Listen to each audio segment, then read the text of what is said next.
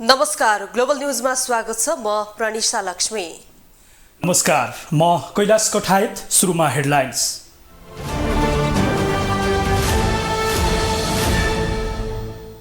सरकारी वकिल कार्यालयमा दुई पूर्व गृहमन्त्री रायमाझी र खाँडको बयान, प्रश्नको जवाफ दिनै आनाकानी, कसैको दबाव र प्रभावमा नपर्ने गृहमन्त्री नारायण काजीको प्रतिबद्धता। संसदको 6 महिने कार्यकाल सकिँदा बल्ल सुरु गरे मिनी संसदले काम, समितिलाई कर्मकाण्डी मात्रै नबनाउन समितिका सदस्यहरूको जोड, सभापति चयन गर्न भने अझै बाँकी। मेलम्ची खानेपानी आयोजनामा सधैँ लापरवाही, विभिन्न वाहनामा पटक पटक उपभोक्तामाथि खेलवाड, 10 दिन पानी बन्द गर्दा समेत सरकारवाला निकाय भने चुपचाप। 1 वर्ष अघि सुरु भएको रुस युक्रेन युद्ध अझै रोकिएन, शान्ति वार्ताको प्रयास भए पनि युक्रेनमाथि रुसको निरन्तर हमला, 80 लाख युक्रेनी नागरिक विस्थापित। र शहीद स्मारक ए डिभिजन लिगमा आर्मी र 3 स्टारको खेल बराबरीमा सकियो, विदेशी फरवार्ड मोसेसले गरेको गोलका कारण पुलिसद्वारा एपीएफ 1-0 ले पराजित।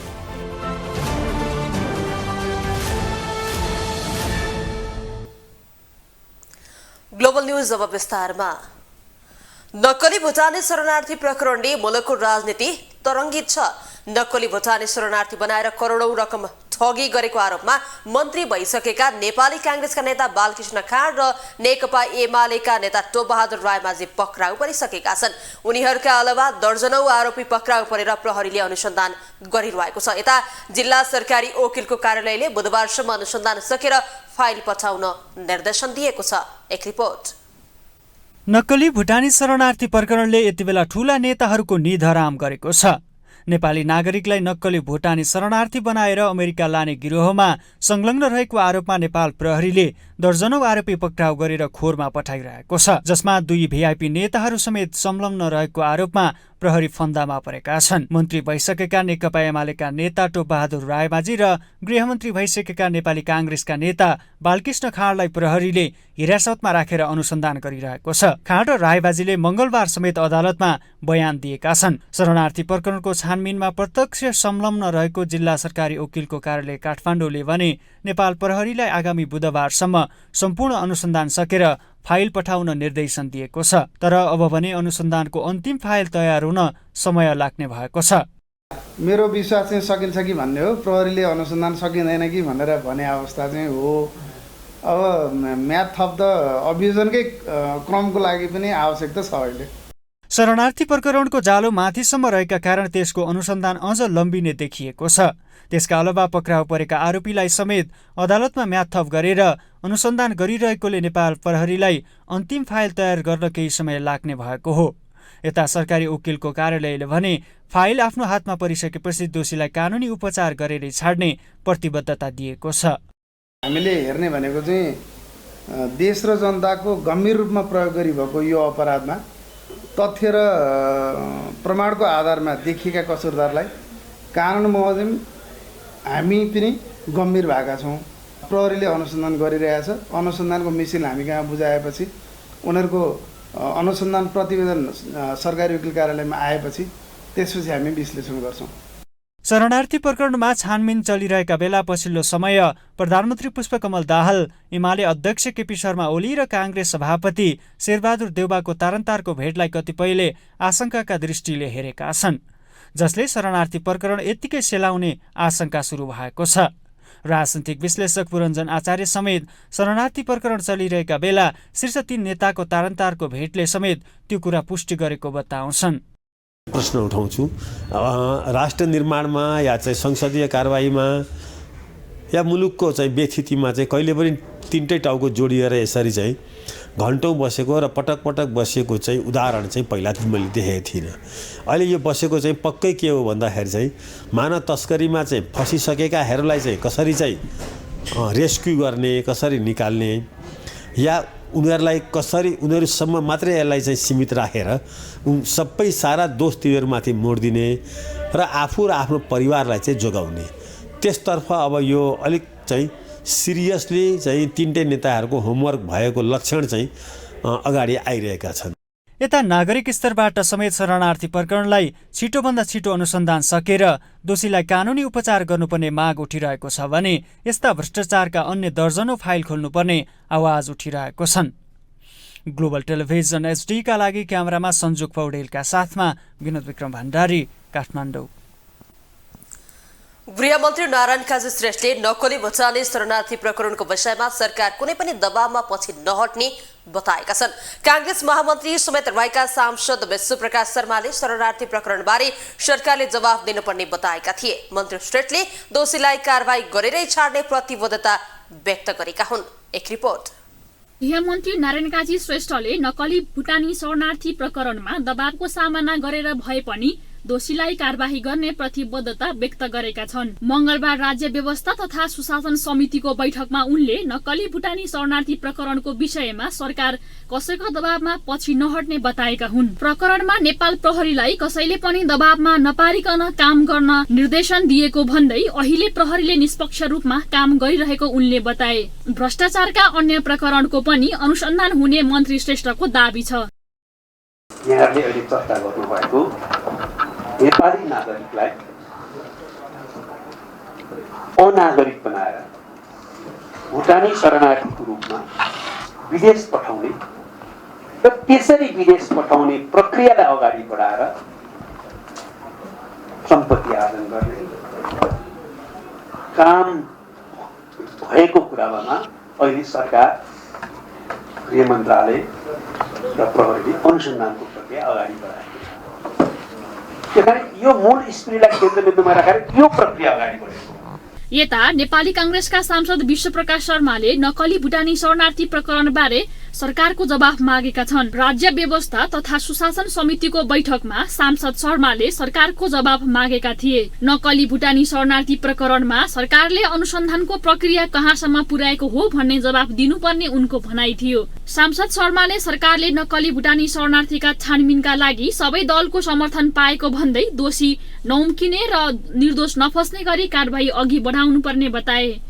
अहिलेको ताजा विषयमा माननीय गृहमन्त्रीको उपस्थिति रहेको यो बेलामा हामीले संसदमा होस् या सार्वजनिक जीवनमा हामीले सबै राजनीतिक दलले एउटै खालको धारणा त राखिसकेकै छौँ। हामी सबै एक हिसाबले साझा ढङ्गले प्रतिबद्ध देखिएकै छौँ कि दोषीहरू कोही नछुटुन् र निर्दोषहरू कोही नफसुन् भनेर भनेका छौँ।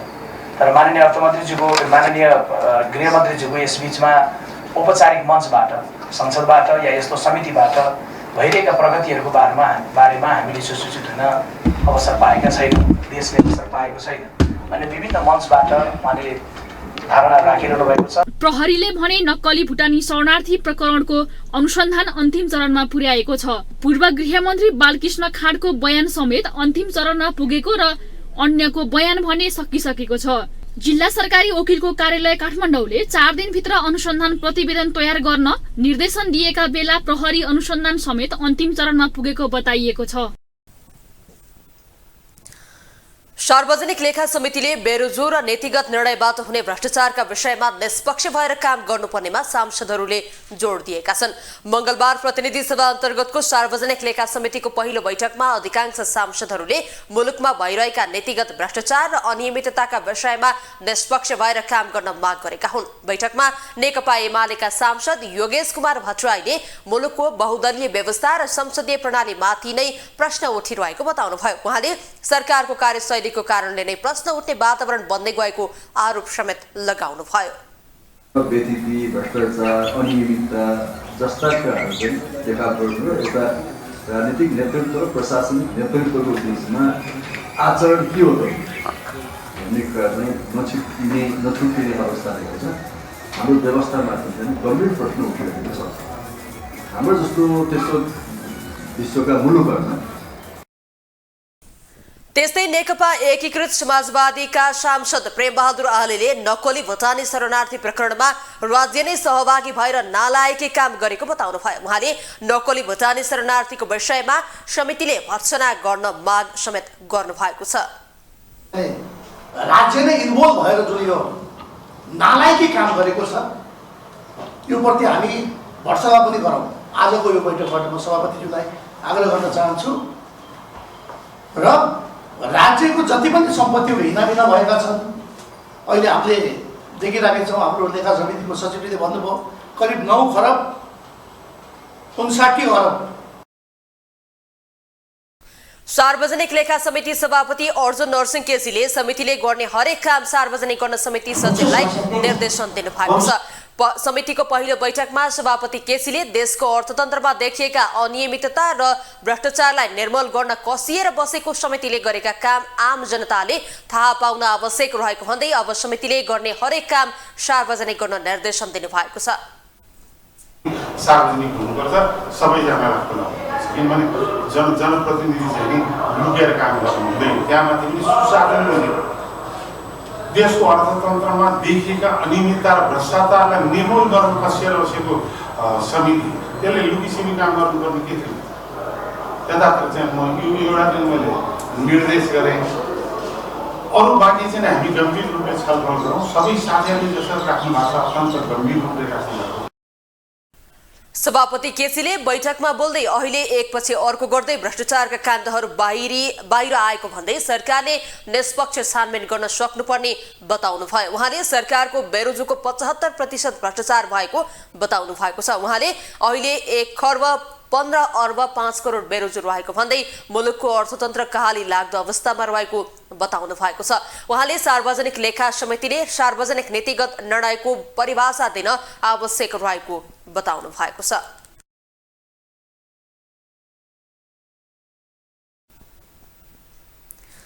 प्रतिनिधि सभाको सबैभन्दा ठूलो दल नेपाली कांग्रेसले नक्कली भुटानी शरणार्थी प्रकरणबारे पार्टीको धारणा सार्वजनिक गरेको छ।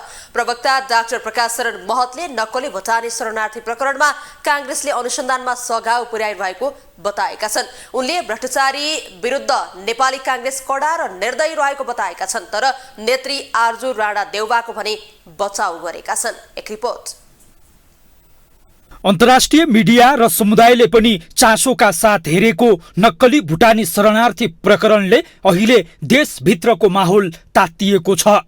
यो प्रकरणमा मुछिएका लो प्रोफाइलदेखि हाई प्रोफाइलसम्मलाई प्रहरीले पक्राउ गर्दै अनुसन्धान अगाडि बढाएको छ। सत्य तथ्य छानबिनको माग गर्दै सर्वसाधारण नागरिक अगुवादेखि राजनैतिक दलका नेताहरू समेत सडकमा उत्रेका छन्। साना ठूला सबै पार्टीले संसदमा समेत आवाज उठाएका छन्। यही बीचमा संसदको सबैभन्दा ठूलो दल नेपाली कांग्रेसले आफ्नो धारणा सार्वजनिक गरेको छ। पार्टी प्रवक्ता डाक्टर प्रकाश शरण महतले पत्रकार सम्मेलन गर्दै नक्कली भुटानी शरणार्थी प्रकरणमा कांग्रेसले अनुसन्धानलाई सघाउ पुर्याइरहेको बताएका छन्। यो अनुसन्धान प्रक्रिया अगाडि बढोस्, यसमा पार्टीको पुरा सहयोग हुन्छ। निष्पक्ष हुनु पर्यो यो अनुसन्धान, स्वतन्त्र हुनु पर्यो, निर्दोष पनि दोषी हुने अवस्था आउनु भएन र दोषी निर्दोष हुने अवस्था पनि आउनु भएन। त्यसकारण स्वतन्त्र निष्पक्ष अनुसन्धानको पक्षमा हामी छौँ। त्यसमा पुरा सहयोग हामी गर्छौँ। कांग्रेस प्रवक्ता महतले भ्रष्टाचारी विरुद्ध नेपाली कांग्रेस कडा र निर्दयी रहेको बताएका छन्, तर केन्द्रीय सदस्य एवं प्रतिनिधि सभा सदस्य डाक्टर आर्जु राणा देउवाको भने बचाउ गरेका छन्। नक्कली भुटानी शरणार्थी प्रकरणमा बिचौलियासँग नेत्री आर्जुले 2 करोड लिएको अडियो सार्वजनिक भएको थियो। आर्जु स्वयंले भने उक्त अडियो नक्कली भएको दावी गर्दै सत्य तथ्य प्रमाणित होस् भनेर साइबर ब्युरोमा उजुरी दिएकी छिन्। कांग्रेसले पनि उक्त अडियो आर्जुको नभएको दावी गरेको छ। बरु कांग्रेसले आर्जुमाथि मिडिया ट्रायल भइरहेको आरोप लगाएको छ। उहाँले आफैले प्रतिरक्षा गरिरहनु भएको छ। आफैले साइबर सेक्युरिटी साइबर ब्युरोमा गएर यो चाहिँ नक्कली कुरा हो, यसको अनुसन्धान गरेर उहाँले भनिरहनु भएको छ। भनेपछि पहिला नै कुनै न उहाँ आरोपित हो न त्यसको कुनै प्रमाणिकता छ। त्यो खाले चाहिँ त्यो जुन आयो भनेर चाहिँ सामाजिक सञ्जाल र मिडियामा आएको छ। यत्तिकै अब चाहिँ यो सामाजिक सञ्जाल र मिडिया ट्रायल गरेर दोषी हो भने जस्तो चाहिँ गर्नु त भएन नि। त्यसकारण यसका प्रति पनि हाम्रो चाहिँ पार्टीको चाहिँ गम्भीर ध्यानाकर्षण भएको छ। उहाँले आफैले यो चाहिँ यो के अरे साइबर ब्युरोमा चाहिँ यो यो चाहिँ नक्कली हो त्यस्तो कुरो केही भएकै छैन र यसको चाहिँ छानबिन होस् भनिराख्नु भएको छ भनेदेखि पहिला नै अब यस्तो उस्तो भनेर सामाजिक सञ्जाल लगायत मिडियामा दोषी जसरी चाहिँ प्रस्तुत गर्नु त त्यो पनि त राम्रो कुरा भएन नि। अर्थमन्त्री समेत रहेका कांग्रेस प्रवक्ता डाक्टर महतले कांग्रेस नेता बालकृष्ण खाँडले आफूलाई निर्दोष साबित गर्ने बताएको भन्दै पार्टीले उनलाई कारबाही नगरेको समेत बताएका छन्। कांग्रेस नक्कली भुटानी शरणार्थी प्रकरणमा अनुसन्धानका लागि पूर्ण सहयोग गर्न तयार रहेको भन्दै डाक्टर महतले दोषी नउम्क्युन् र निर्दोष नफसुन् भन्ने आफूहरूको मान्यता रहेको बताएका छन्। ग्लोबल टेलिभिजनका लागि क्यामेरामा संजोग पौडेलका साथमा कैलाश कठायत, काठमाडौँ। सत्ता साझेदार नेकपा एकीकृत समाजवादीका अध्यक्ष माधव कुमार नेपालले निजगढ अन्तर्राष्ट्रिय विमानस्थललाई अघि बढाउनका लागि आगामी आर्थिक वर्षको बजेट नीति तथा कार्यक्रममा उच्च प्राथमिकता दिन सरकारसँग माग गर्नुभएको छ। अध्यक्ष नेपालले सो विमानस्थलको कामलाई अगाडि बढाउनका लागि सरकारले संसदमा पेश गरेको आगामी आर्थिक वर्षको विनियोजन विधेयकको सिद्धान्त र प्राथमिकतामा उल्लेख नगरिएको भन्दै अर्थमन्त्री डाक्टर प्रकाश शरण महतप्रति असन्तुष्टि समेत व्यक्त गर्नुभयो। मंगलबार संघीय संसद अन्तर्गतको अन्तर्राष्ट्रिय सम्बन्ध र पर्यटन समितिको सिंहदरबारमा बसेको बैठकमा बोल्दै उहाँले सो विमानस्थलको महत्त्व अर्थमन्त्री महतले नबुझेको कि भनेर प्रश्न समेत गर्नुभयो। कुराहरू चर्चा गरिएको छ। निजगढमा अन्तर्राष्ट्रिय विमानस्थल बनाउने कुरालाई प्राथमिकताका साथ नाम उल्लेख गरेर अगाडि सारिएको छैन। अब यो महत्त्व नबुझेर हो कि महत्त्व बुझाउनका लागि अलि बढ्ता तथ्याङ्क प्रमाण विश्लेषण सबै पेश गर्नुपर्ने हो कि थाहा भएन। त्यस हुनाले मैले यो समितिको ध्यान सुरुमै अलि आकर्षित गर्न खोजेको छु।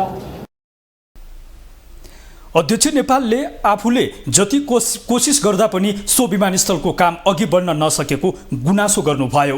उहाँले ठूला शक्ति राष्ट्रहरूसँगको कूटनीतिक सम्बन्धलाई विशेष ख्याल गरेर अन्तर्राष्ट्रिय सम्बन्ध समितिले आवश्यक निर्देशन सरकारलाई दिनुपर्ने बताउनुभयो।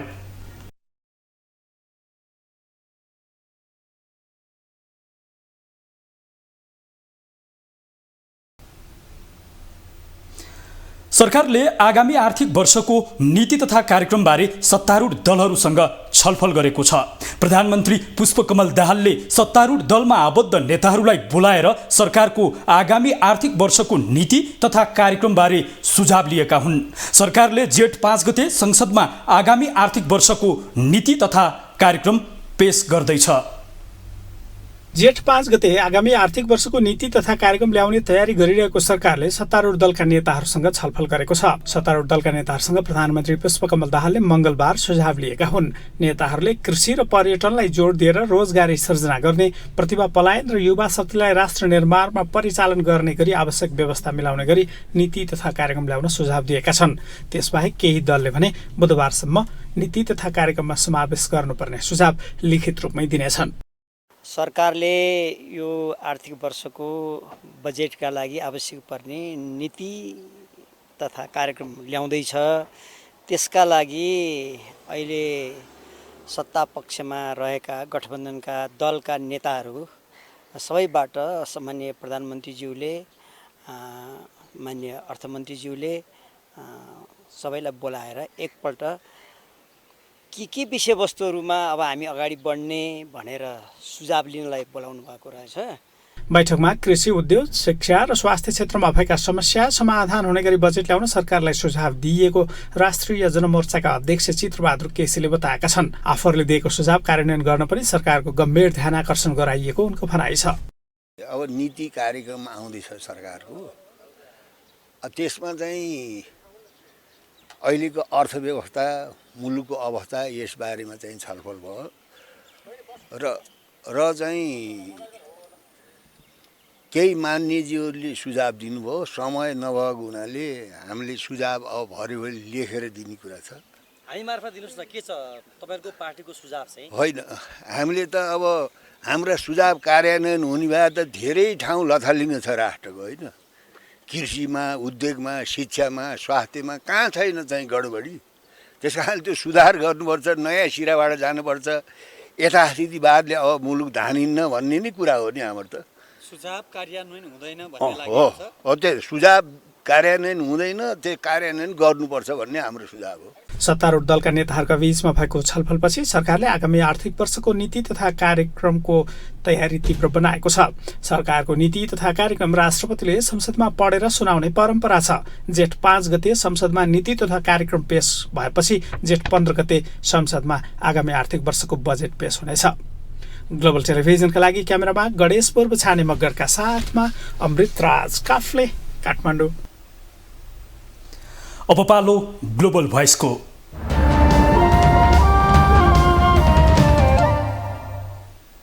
सरकार आगामी आर्थिक वर्षको बजेट बनाउने चटारोमा छ। सरकारले सत्तारूढ दल र सुरुकारवाला निकायसँग छलफल पनि गरिरहेको छ। यसै सन्दर्भमा हामीले आजको ग्लोबल भोइसमा सर्वसाधारणलाई सोधेका छौँ, आगामी बजेट कस्तो हुनुपर्छ? अबको बजेट युवामुखी, स्वरोजगारमुखी र नेपाली युवाहरूलाई नेपालको यो माटोमा समाहित हुने खालको र नेपालको यो माटोमा बसेर व्यवसाय गर्ने खालको युवामुखी बजेट आउनुपर्छ। बजेटले मुख्य कुराहरू चाहिँ अब हाम्रो एग्रिकल्चरको प्रोडक्टहरूलाई मार्केटिङ गर्ने, एग्रिकल्चरल प्रोडक्टहरूको चाहिँ सही व्यवस्थापन गर्ने र किसानहरूलाई मर्का नपर्ने र किसानहरूले आफूले उत्पादन गरेको सही मूल्य पाउने, वस्तुको चाहिँ सही मूल्य पाउने किसिमको बजेट चाहिँ आउनुपर्छ। खास गरी स्वास्थ्य र शिक्षालाई चाहिँ जोड दिनुपर्छ सरकारले। शिक्षामा जसरी झन् बजेट कटौती गर्ने भन्ने कुरा आइरहेको छ नि, जसरी समग्र विकासको मेरुदण्डै शिक्षा भएको हुनाले शिक्षा क्षेत्रको बजेटलाई चाहिँ कटौती गरेर होइन, झन् बढाउनु पर्ने हो। बरु त्यसका मापदण्डहरू, कार्यान्वयन पाटाहरू जति चुस्त दुरुस्त छ नि, यो कोरोनाले हाम्रो शिक्षा क्षेत्र त एकदम तसनस भएको छ। क्वालिटी शैक्षिक क्षेत्रको झन् बिग्रिएको छ, देख्न पाइन्छ नि त होइन।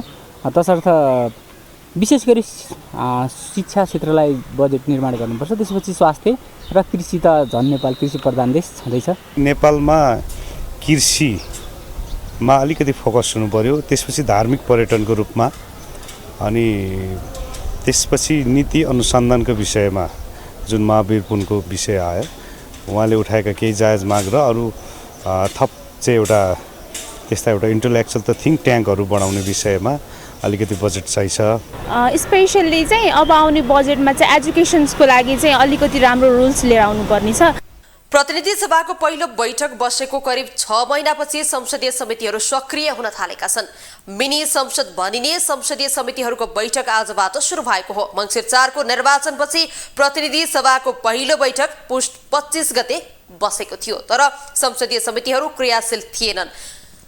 त्यसबाट सदनको काम कारबाही पनि प्रभावकारी हुन सकिरहेको थिएन। एक रिपोर्ट।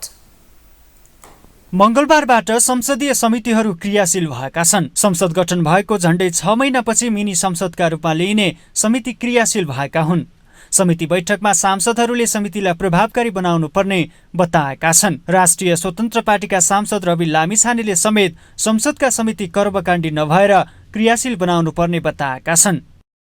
वाइड बडी खरिदमा चाहिँ घोटाला भएको भनेर त्यो समितिले भनिसकेका छ, तर त्यो संसदीय समितिले त्यत्रो प्रमाणहरू जुटाएर त्यत्रो डिस्कसहरू गरेर कुनै पनि एउटा उदाहरण मात्र दिएको कुनै विषयमा एउटा निष्कर्षमा निकालिसकेपछि त्यो त्यतिकै फासफुस हुने हो भने समितिहरू कर्मकाण्डी हुन्छन्। त्यसकारणले जनताले चुनेर पठाएका प्रतिनिधिहरू बसेर बनेको यो मिनी पार्लियामेन्ट त्यो चाहिँ कर्मकाण्डी हुनु भएन। त्यो कर्मकाण्डी नहुनका लागि प्रिभियस समितिका अघिल्ला यस अगाडि भएका जति पनि निष्कर्षहरू छन् तिनको ओनरसिप लिनु पर्यो। समितिको बैठकमा पर्यटन मन्त्री सुदन किरातीले भने संसद र सरकार अरूले नै चलाउने अनुभूति भएको बताएका छन्। उनले आफ्नो अनुभव समेत सुनाएका थिए। हाम्रो सक्रिय भूमिका भइदिनु पर्यो, चासो गरिदिनु पर्यो, तपाईँले बोलिदिनु पर्यो, अनि मात्रै एउटा मन्त्रीको बल आउँदो रहेछ। होइन भने त यहाँ अरूले नै यो संसद चलाउँदो रहेछ। हामी त डम्मी मात्रै रहेछौँ, अरूले नै चलाउँदो रहेछ मन्त्री त, हामी त सोकेसको मान्छे मात्रै रहेछौँ। म आफूलाई लागेको कुरा यो हो। र हामीले पर्यटनको क्षेत्रमा धेरै हामीले ऐन बदल्नु छ र यो सेक्युरिटीको क्षेत्रमा हामीले यो ऐनलाई छिटो पास गर्नु छ।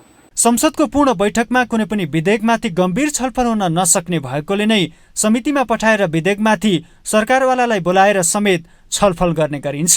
त्यसैले पनि समितिको भूमिका महत्त्वपूर्ण हुने र समिति प्रभावकारी बनाउनु पर्ने सांसदहरूको भनाइ छ।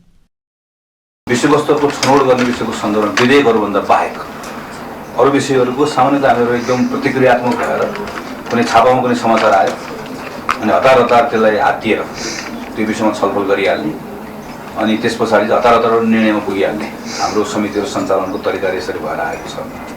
यसमा पनि जस्तो हामीले दुईटा खालको अभ्यास गरेका छौँ।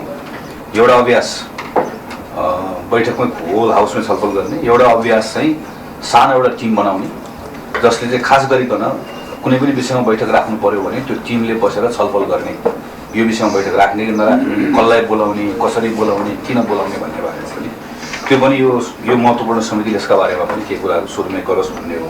र तपाईँहरूले सिर्जना गरेको वेल्थ, तपाईँहरूले सिर्जना गरेको रोजगारी, तपाईँहरूले तिरेको ट्याक्सबाट हाम्रो ढुकुटी जति समृद्ध हुन्छ त्यसबाट चाहिँ हामीले एउटा कल्याणकारी राज्यलाई धान्न सकिने हदसम्म चाहिँ गर्ने हो। त्यसैले यो राइट लेफ्ट मिडल इत्यादिको बहसमा जानै परेन, एकदमै व्यावहारिक चाहिँ वेल्थ जेनेरेसन तपाईँहरूले गरिदिने हो र त्यसबाट आएको एउटा अंश चाहिँ हामीले देश निर्माणमा लगाउने हो, जुन चाहिँ निजी क्षेत्र संलग्न नहुने क्षेत्रहरूमा राज्य इन्टरभ्युन गरेर गर्ने। एकदम सरल सिद्धान्तबाट नै हामी जानुपर्छ र तपाईँहरूलाई चाहिँ पखेटा फिजाएर उन्नको लागि के कस्तो रेजिममा चाहिँ हामीले लाने हो त्यसमा चाहिँ सामूहिक रूपले अगाडि जानु। So you can count on me as your ally in this regard. संसद सचिवालयमा दर्ता भई प्रतिनिधि सभाले सैद्धान्तिक दफावार छलफलका लागि पठाएका विधेयकलाई निष्कर्षमा पुर्याउनु संसदीय समितिको कार्य जिम्मेवारी तोकिएको छ। प्रतिनिधि सभाको ठूलो संख्या हुने र सबै काम गहिरोसँग अध्ययन तथा अनुसन्धान गरी निष्कर्षमा पुर्याउन चुनौती हुने भएकोले प्रभावकारी कार्य सम्पादन गर्न विश्वभरि नै संसदीय समितिको प्रणाली अभ्यास रहेको छ।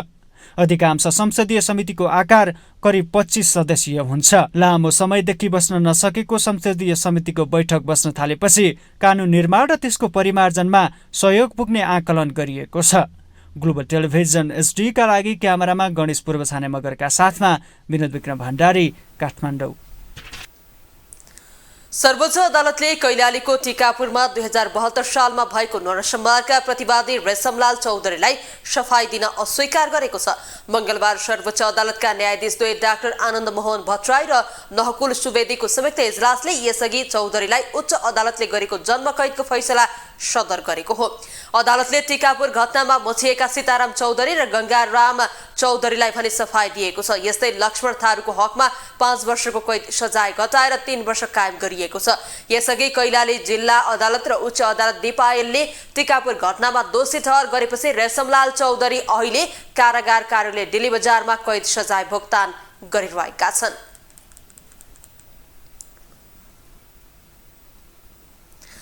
काठमाडौँ महानगरपालिकाले विगतमा सूचना जारी गर्दै ल्याएका नीति नियमहरू कार्यान्वयनमा समस्या देखिएको छ। केही काम पूरा गरे पनि अन्य काम भने महानगरपालिकाले विभिन्न समस्या देखाउँदै कार्यान्वयन गर्न सकिरहेको छैन। टुकुजा खोला उत्खननको काम अदालती प्रक्रियाका कारण रोकिएको छ भने नक्सा पास नभई बनाइएका संरचनामाथि डोजर चलाउने अभियानले भने निरन्तरता पाएको छ। एक रिपोर्ट।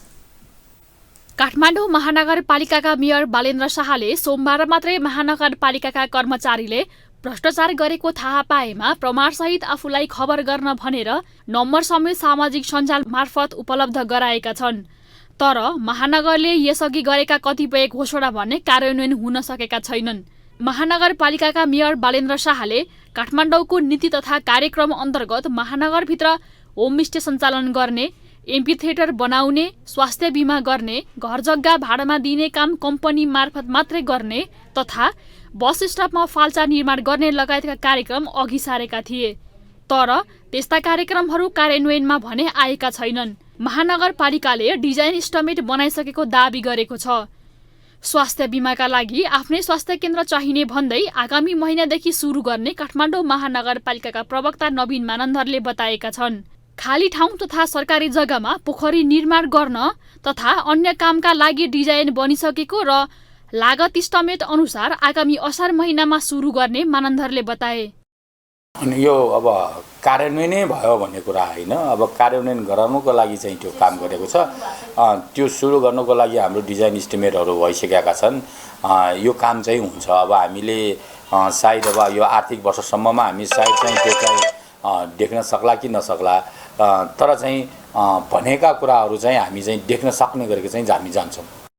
त्यसो त महानगरपालिकाले केही समय अघि मात्रै निजी विद्यालयहरूले निर्देशिका अनुसार विद्यार्थीलाई छात्रवृत्ति दिनुपर्ने सूचना जारी गरेको थियो। त्यसबाहेक विद्यालयमा राजनीतिक गतिविधि गरे कारबाही गर्ने चेतावनी समेत दिएको थियो। सुकुम्बासी बस्ती हटाउने घोषणा गरेको भए पनि सङ्घ सरकारको असहयोगका कारण काठमाडौँ महानगरले अहिलेसम्म कार्यान्वयन गर्न सकेको छैन। त्यसबाहेक महानगरपालिकाको वार्षिक नीति अनुसारकै काम समेत हुन सकेका छैनन्। महानगरले सूचना जारी गर्दै ल्याएका नीति नियम कार्यान्वयन नहुनुमा महानगरको काम फितल रहेको विज्ञहरू बताउँछन्। यदि कसैले त्यसको उल्लङ्घन गर्छ भने तपाईँले प्रचार गरिसकेको हुनाले सूचना दिइसकेको कारणले गर्दाखेरि अनुगमनको साथसाथै दण्ड सजायको व्यवस्था पनि गर्न सक्नुहुन्छ। त्यसलाई अगाडि बढाउनु कानुनको कार्यान्वयन हो र त्यसमा पालिकाहरूलाई कुनै पनि चाहिँ सङ्घीय कानुन र प्रदेश कानुनले छेक्दैन, रोक्दैन र त्यो काम गर्न सक्छ। काठमाडौँ महानगरले सुरु गर्न खोजेको कतिपय काममा अदालत बाधक समेत बन्ने गरेको छ। टुकुचा खोला उत्खननदेखि सुकुम्बासी बस्ती हटाउने योजनामा समेत अदालती प्रक्रियाले झमेला थपेको थियो। ग्लोबल टेलिभिजनका लागि क्यामेरामा नरेश मोक्तानका साथमा जुनिसा कोइराला, काठमाडौँ। मेलम्ची खानेपानी आयोजना जेठ 5 गतेबाट केही समयका लागि बन्द हुने भएको छ। वर्षाको समयमा विभिन्न समस्या आउन सक्ने र त्यसकै पूर्व तयारीका लागि मर्मतको काम गर्न मुहान नै बन्द गर्न लागि हो। मुहानबाट पानी बन्द भए पनि सुरुङमा रहेको पानीले 2 दिन भने थेग्नेछ। एक रिपोर्ट। मेलम्ची खानेपानी 10 दिनका लागि बन्द हुने भएको छ। वर्षाको समयमा समस्या हुन सक्ने र त्यसको पूर्व तयारीका लागि मुहान बन्द गर्नुपर्ने मेलम्ची खानेपानी विकास समितिले जनाएको छ। समितिका अनुसार जेठ 5 गतेबाट 15 गतेसम्मका लागि मुहानबाट सुरुङमा पानी पठाउन बन्द गर्न लागेको हो। आयोजनाको अम्बथान स्थित हेडबक्समा गेट नम्बर 1 र 9 माथि अडिट सुरुमा मेकानिक पार्टको जडान गरेकाले संरचनाको निर्माण तथा सुधार कार्य गर्न आयोजनाको मेलम्ची सुरुङ बन्द गर्न लागेको छ। मेलम्ची खानेपानी सम्पूर्ण रूपमा सम्पन्न भइसकेको छैन। समय समयमा विभिन्न समस्याहरू देखिने गरेको छ। समस्या समाधानका लागि पानीको चापले काम गर्न नसक्ने भएकाले पानीको मुहान नै बन्द गर्नुपर्ने मेलम्ची खानेपानी विकास समितिले बताइरहेको छ। वास्तवमा यो सिजनमा हामीले मेलम्ची खानेपानी आयोजनाको सुरुङको केही गेट्सहरूको काम र चाहिँ रिभर बेडमा वासआउट सिस्टमहरू राख्ने केही कामहरू चालु छ र ती कामहरू चाहिँ पानी बन्द नगरिकन फेरि अब फाइनल स्टेजमा पुगेको कामहरू चाहिँ पानी बन्द नगरिकन त्यो काम चाहिँ फाइनलाइज गर्ने गाह्रो छ। अहिले पानी चलिरहेको छ सुरुङमा। सुरुङ प्रेसरमा हुन्छ, करिब 36-37 मिटरको प्रेसरमा भनौँ भन्नाले पानीको चाप सुरुङमा हुन्छ र त्यहाँ गेट्सहरू मर्मत गर्नुपर्ने केही पार्ट्सहरू चाहिँ गेटको मर्मत गरेर त्यहाँ चाहिँ इन्स्टल गर्नुपर्ने काम भएको हुनाले पानी बन्द नगरिकन त्यो गर्न नसकिने भएको हुनाले पानी बन्द गर्नुपर्ने स्थिति छ। यसो त मेलम्ची खानेपानी विकास समितिले सुन्दरी जल पानी पुर्याएपछि काठमाडौँ उपत्यका खानेपानी लिमिटेडलाई हस्तान्तरण गरिसकेको थियो। उपत्यका खानेपानी लिमिटेडले स्थानीयको घर घरमा खानेपानी वितरण गर्दै आएको छ। पछिल्लो समय मेलम्चीको पानीले राजधानीवासीलाई राहत मिलेको थियो, तर बन्द गर्नुपर्ने भएपछि स्थानीयहरू चिन्तित देखिन्छन्। पानी त पहिलादेखि आवश्यकै थियो, आवश्यक हुन्छ पनि। अब अहिले अलिकति सल्भ भएको थियो होइन। अब यो चक्रवातभित्रको बासिन्दाहरूलाई बाहिर त त्यही पनि दिएको छैन क्यारे। अब अहिले चाहिँ मर्मतको लागि भनेर भनेको छ। सायद मर्मतकै लागि नै होला, यो पछि त दिने नै होला, दिन्छ होला जस्तो लाग्छ मलाई।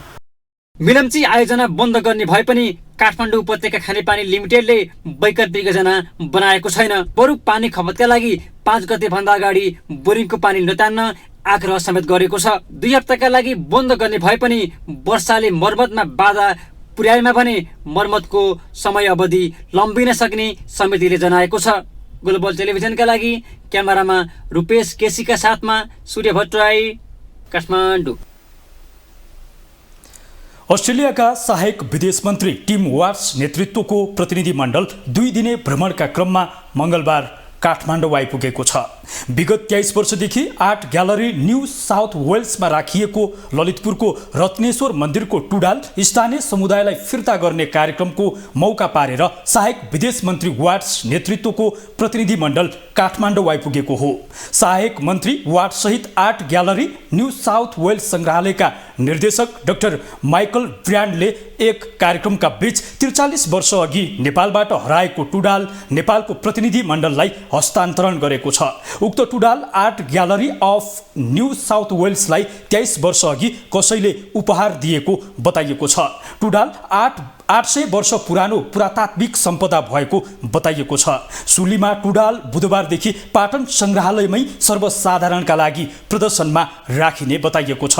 यस्तै 2 दिने भ्रमणका क्रममा आएका अस्ट्रेलियाली सहायक विदेश मन्त्री वाट्सले प्रधानमन्त्री पुष्पकमल दाहाल र परराष्ट्र मन्त्री नारायण प्रकाश साउदसँग शिष्टाचार भेट गर्ने बताइएको छ। नेपाल अस्ट्रेलिया सहकार्य 63 वर्षभन्दा पुरानो दौत्य सम्बन्ध र झाँगिदो जनस्तरको सम्बन्ध र आपसी सहकार्यका बीचमा भेटवार्ता हुने बताइएको छ।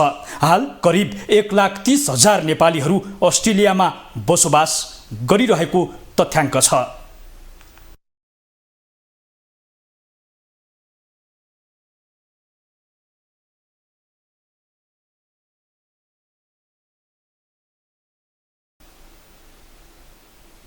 अब इन्टरनेसनल न्यूज।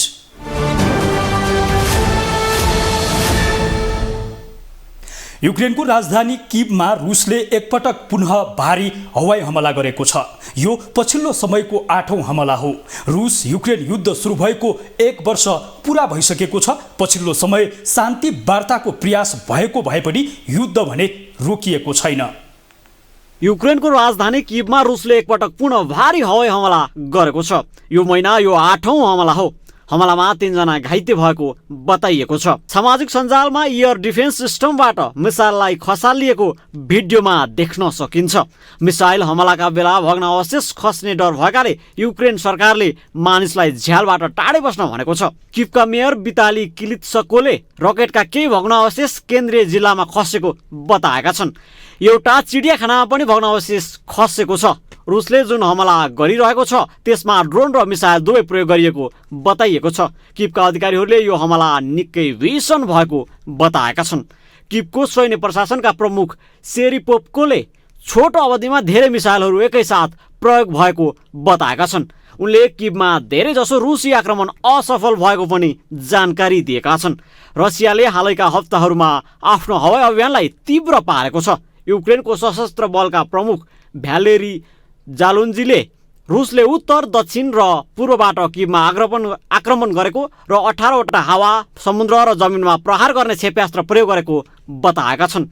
उनले सबै मिसाइल युक्रेनले खसालेको दाबी समेत गरेका छन्। पछिल्ला केही दिनहरूमा राष्ट्रपति भोलोदिमिर जेलेन्स्की युरोप भ्रमणमा छन्, जसमा उनलाई बेलायतका प्रधानमन्त्री ऋषि सुनक र फ्रान्सका राष्ट्रपति इमानुएल म्याक्रोन लगायत पश्चिमी सहयोगीहरूले धेरै अरब डलरको सैन्य उपकरण दिने बाचा गरेका छन्। रुसले युक्रेनमा आक्रमण गरेदेखि हजारौं नागरिक र लडाकुहरू मारिएका वा घाइते भएका छन्। लगभग 80 लाख युक्रेनीहरू युरोपमा शरणार्थी बनेको बताइएको छ। यता अमेरिकाले भने युक्रेनमा आक्रमण गर्न रुसले इरानबाट थप ड्रोन किन्न लागेको बताएको छ। यसअघि उसले इरानबाट किनेको 400 ड्रोन प्रयोग गरिसकेको छ। इरानले रुसलाई हमला गर्न प्रयोग हुने 100 ड्रोन बेचेको थियो। ग्लोबल टेलिभिजनको लागि एजेन्सीको सहयोगमा विशाल पुरीको रिपोर्ट। अब स्पोर्ट्स न्यूज।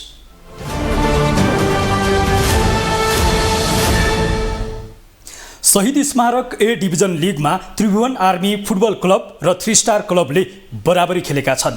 दशरथ रङ्गशालामा आर्मी र 3 स्टारको खेल 1-1 को बराबरीमा सकिएको हो।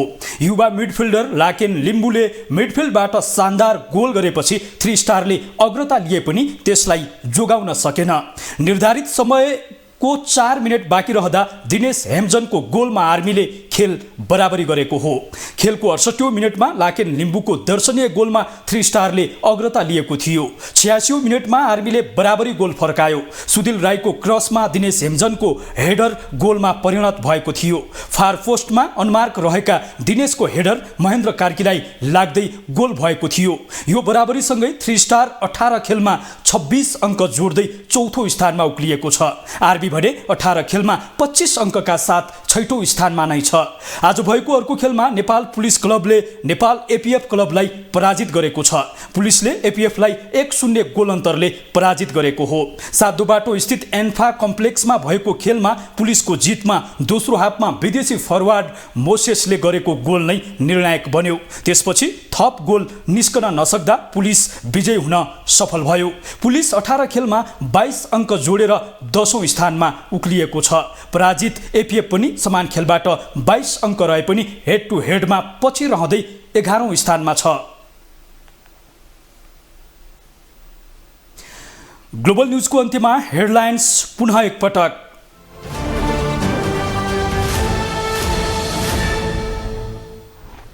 सरकारी वकिल कार्यालयमा 2 पूर्व मन्त्री रायमाझी र खाँडको बयान, प्रश्नको जवाफ दिनै आनाकानी, कसैको दबाव र प्रभावमा नपर्ने गृहमन्त्री नारायण काजीको प्रतिबद्धता। संसदको 6 महिने कार्यकाल सकिँदा बल्ल सुरु गरे मिनी सांसदले काम, समितिले कर्मकाण्डी मात्रै बनाउन नहुने रासुपा सभापति लामिछानेको भनाई। मेलम्ची खानेपानी आयोजनामा सधैँ लापरवाही, विभिन्न बहानामा पटक पटक उपभोक्तामाथि खेलवाड, 10 दिन पानी बन्द गर्दा समेत सरोकारवाला निकाय चुपचाप। 1 वर्ष अघि सुरु भएको रुस युक्रेन युद्ध अझै रोकिएन, शान्ति वार्ताको प्रयास भए पनि युक्रेनमाथि रुसको निरन्तर हमला। र शहीद स्मारक डिभिजन लिगमा आर्मी र 3 स्टारको खेल बराबरीमा सकियो। विदेशी फरवार्ड मोसेसले गरेको गोलका कारण पुलिसद्वारा एपीएफ 1-0 ले पराजित।